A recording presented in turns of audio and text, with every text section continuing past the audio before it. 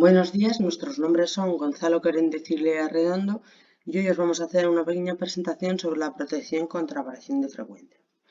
Para poder hacer esta presentación de forma organizada, vamos a seguir el siguiente índice, en el que primero se hará una pequeña introducción sobre las protecciones contra variación de frecuencia.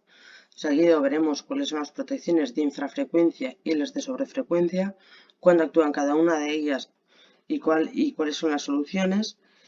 Seguido veremos una regulación de frecuencia y cuáles son los procedimientos de operación, tanto el 1.5 como el 1.6. A continuación veremos qué significa, qué es el deslastre de cargas, cuál es su definición y para qué se utiliza, y veremos las conclusiones del trabajo. Por último, os enseñaremos cuáles son las fuentes de información utilizadas para este trabajo mediante la bibliografía.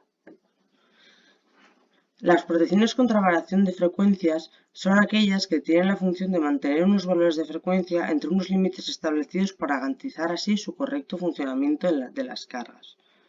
El número ANSI de dicha protección es el número 81 y, como bien se adelantaba, por un lado están las protecciones contra infrafrecuencia, aquellas que en inglés son conocidas como under frequency, que se denominan con el número ANSI 81M minúscula u 81U, y por el otro lado están las protecciones contra sobrefrecuencia, conocidas como las de overfrequency, con el número ANSI 81M mayúscula u 81O. Las protecciones de infrafrecuencia, como bien veíamos las 81M minúscula, son aquellas que actuarán cuando la demanda es mayor a la generación. Cuando esto ocurre, la frecuencia disminuirá.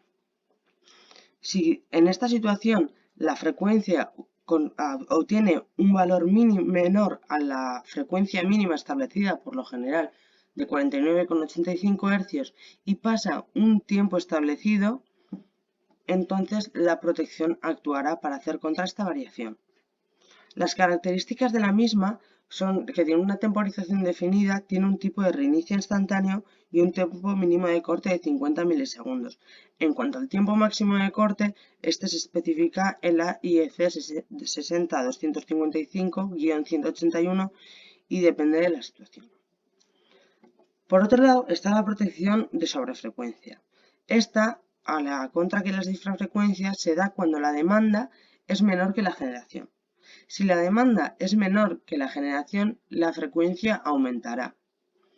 Por lo tanto, en esta situación en la que la frecuencia aumenta, si obtiene un valor mayor a la frecuencia máxima establecida, por lo general 50,15 Hz, y transcurre un tiempo mayor al tiempo de frecuencia máxima, entonces la protección deberá actuar. En cuanto a las características de las mismas, son iguales que las de infrafrecuencia, teniendo una temporización definida, un tiempo de reinicio instantáneo, un tiempo mínimo de corte de 50 milisegundos y un tiempo máximo de corte definido en la IEC 60255-181. Muchas gracias, Leire. En este siguiente apartado voy a hablar de la regulación de frecuencia. Para ello, primero vamos a definir qué es la UCTE. La UCTE es la red síncrona de Europa continental y es la red eléctrica síncrona más grande del mundo. Está interconectada como una red eléctrica de frecuencia de red de 50 Hz de fase única bloqueada que abastece a más de 400 millones de clientes en 24 países, incluida la mayor parte de la Unión Europea. En ella está definido el Operation Handbook, el cual es una colección de normas técnicas y recomendaciones para la operación técnica del sistema interconectado UCTE. Está dividido en 8 políticas de operación diferentes y en nuestro caso, la que nos puede llegar a interesar para este tema, es la P1, que es Load Frequency Control and Performance.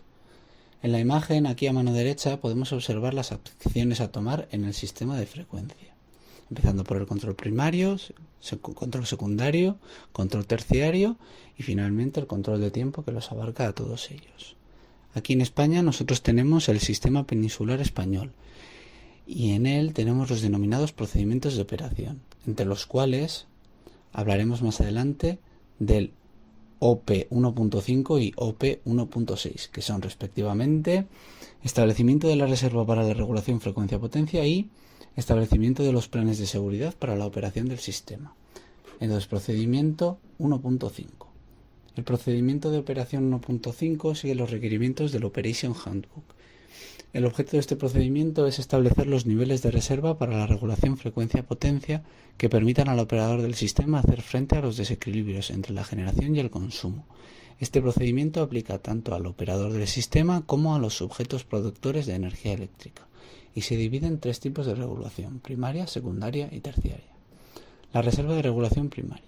Se define la banda de regulación primaria del sistema como el margen de potencia en el que los grupos generadores pueden modificar su potencia generada de forma automática y en los dos sentidos mediante la actuación de su regulador de velocidad en caso de producirse un desvío de frecuencia, movilizada en un tiempo de 15 a 30 segundos cuando la frecuencia se desvía significativamente.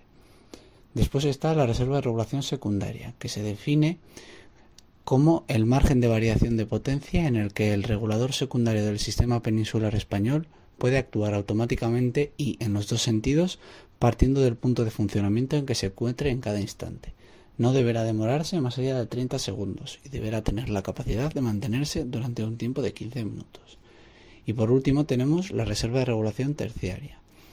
Está constituida por la variación máxima de potencia a subir o a bajar de todos los grupos generadores del sistema, que puede ser movilizada en un tiempo no superior a 15 minutos y que puede ser mantenida al menos durante 2 horas.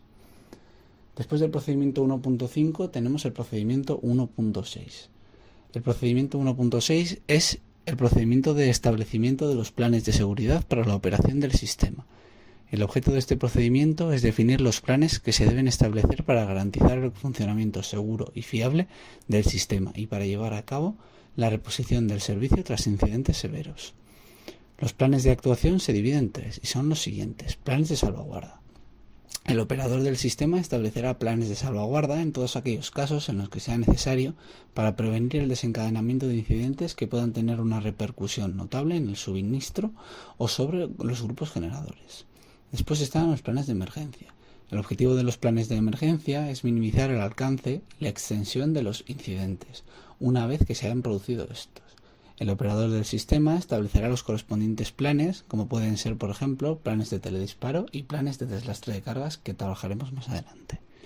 Y por último, los planes de reposición del servicio, que tienen como objetivo devolver el sistema eléctrico al estado normal de operación tras incidentes severos que hayan provocado cortes de mercado.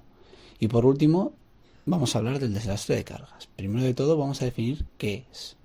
Y se define como la desconexión deliberada de ciertas cargas de un sistema eléctrico de forma manual o automática como consecuencia de condiciones anormales de funcionamiento para preservar la integridad de dicho sistema y minimizar las interrupciones masivas del servicio a los consumidores. Véase, por ejemplo, cuando en un sistema eléctrico se produce una caída de frecuencia por pérdida de generación.